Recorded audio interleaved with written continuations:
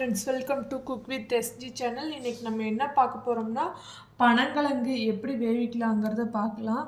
இது வந்து பனங்கிழங்கு சர்க்கரை இருக்கிறவங்க கூட சாப்பிட்லாம், உடம்புக்கு நல்லது. மேல் தளவும் நம்ம வந்து கட் பண்ணி எடுத்துக்கலாம்.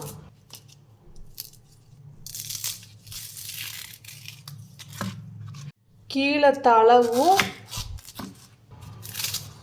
கட் பண்ணி எடுத்தால் இப்படி ஒயிட் கலரில் வரும். இதை தான் நம்ம வேக வைக்க போகிறோம்.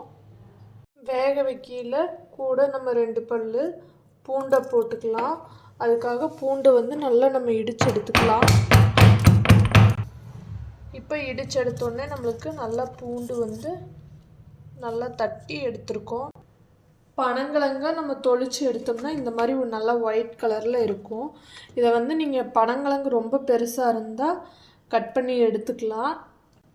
கட் பண்ண பனங்கிழங்கை வந்து நம்ம தண்ணியில் ஒருக்கா அலாசிட்டு குக்கரில் போட்டு வேக வைக்கலாம். நம்ம வேக வச்சுக்கலாம். அதுக்காக பனங்கிழங்கு வேகிறதுக்கு கொஞ்சம் தண்ணி, பனங்கிழங்கையும் உள்ளே ஆட் பண்ணிக்கலாம்.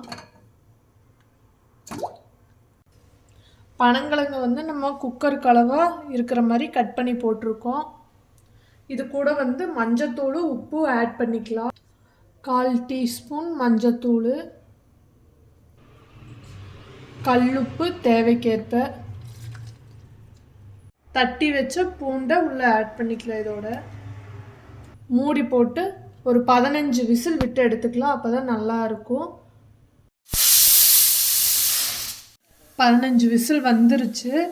நம்ம ஆஃப் பண்ணிவிட்டு விசில் அடங்கினோடனே வெந்ததை பார்க்கலாம். இப்போ வந்து நம்மளுக்கு விசில் அடங்கியாச்சு. ஓப்பன் பண்ணுறோம்.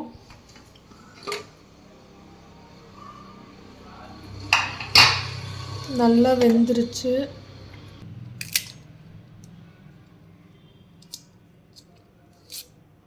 இப்படி பிச்சு எடுத்தால் நாரை அக்கட்டை எடுத்துட்டு சாப்பிட்ணும்.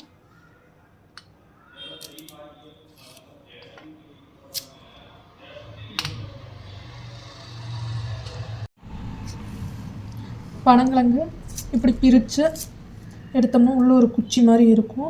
அதை வந்து வெளியே எடுத்துட்டு இந்த கொனையை வந்து நல்லா வெந்திருக்கும். இது சாப்பிட்லாம். இப்படி உடச்செடுக்கையில் இப்படி நார் வரும்.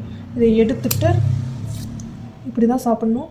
இந்த மாதிரி நாரை எடுத்துகிட்டு குழந்தைங்களுக்கு கொடுத்திங்கன்னா குழந்தைங்களும் நல்லா விரும்பி சாப்பிடுவாங்க. ஒரு டேஸ்டான பனங்கிழங்கு வந்து நம்மளுக்கு ரெடி ஆயிடுச்சு.